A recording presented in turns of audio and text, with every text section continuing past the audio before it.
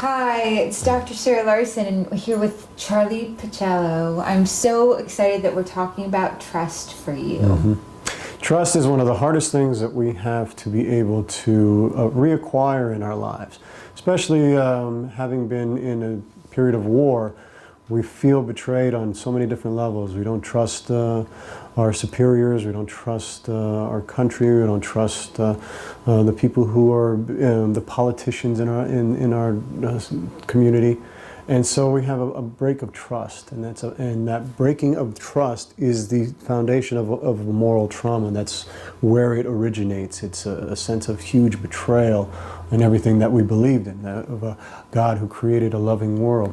So it requires us to take the steps to reacquire that trust. And so when you have trust, it lays the foundation for the peace that we all seek. And so the first stage in regaining trust in the world is a period of undoing.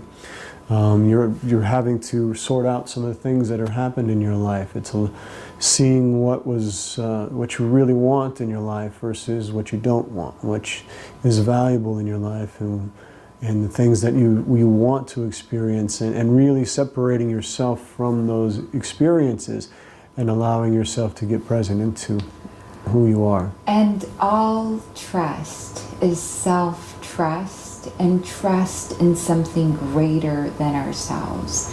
And so when we are seeking freedom, when we're seeking letting go of pain, what happens first is there's this period of undoing, and anything that's unresolved that needs our attention starts, and the issue that's most important is usually the thing that comes up first. And for us, with every breath that we take in, we build trust when we ask for inspiration, when we ask for something greater than us to come in, and we build trust with ourselves in that breath. And so I know there's several steps. There's the undoing, there's the sorting out, the relinquishment as described in the Course in Miracles. There's unsettling, and then there's a sense of achievement.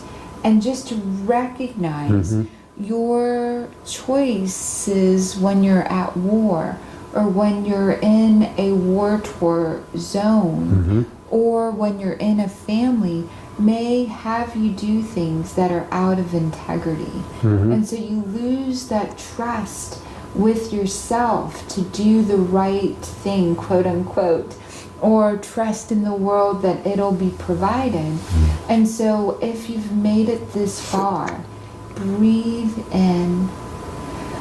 And breathe in that you can trust whatever has led you here, and that you're going to go through a period of letting go, of unlearning.